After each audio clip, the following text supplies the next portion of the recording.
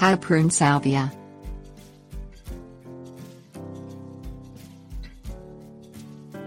Salvia spp, commonly known as sage, is a plant group that ranges from annuals to woody perennials hardy from U.S. Department of Agriculture plant hardiness zones 4 through 11. Many varieties are used for cooking and present fragrant ornamental foliage. Aromatic blooms range from white to shades of pink, red or purple blue. Sages may flower from spring through fall, or deliver seasonal flushes of color. Perennial sages often develop old, woody stems and require pruning to stay attractive. This cleans up the plant and elicits a second burst of blooms and growth. If your sage looks a little listless, a haircut may be all it needs.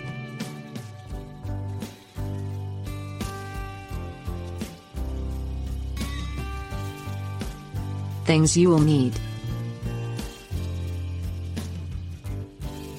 sharp, bypass pruning shears, garden scissors, household disinfectant, gardening gloves.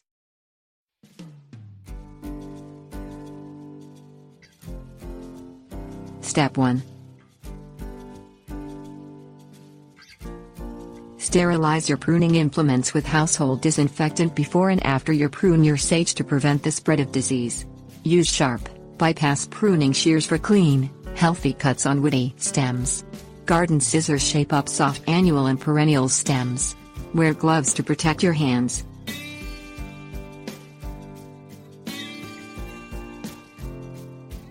Step 2. Prune off dead and damaged sage stems any time of year, but leave most stems until spring when the plant begins to grow again and danger of frost has passed. The old stems, though unsightly, protect new growth. When new shoots emerge at the plant's base and on stems, cut old woody stems back to new growth. Cut dead, soft stems to the ground.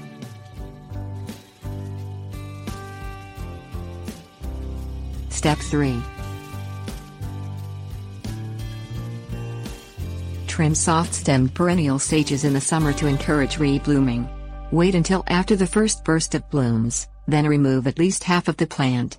If you have a mass planting of sage, cut plants at different levels to keep a natural look. The plants will reward you by bouncing back quickly with renewed vigor and lots of blossoms.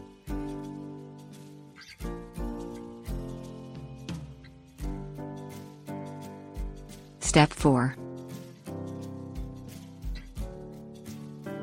Deadhead sage to remove old flower spikes throughout the growing season. This helps encourage more blooms, shape the plant and neaten its appearance. Hold the end of a spent flower spike and move down with your other hand until just below the bloom. This method prevents you from chopping off a stalk you don't want to cut.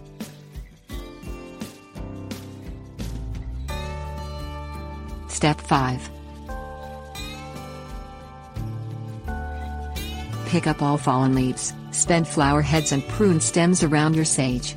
If there is any sign of disease, dispose of the debris instead of composting it.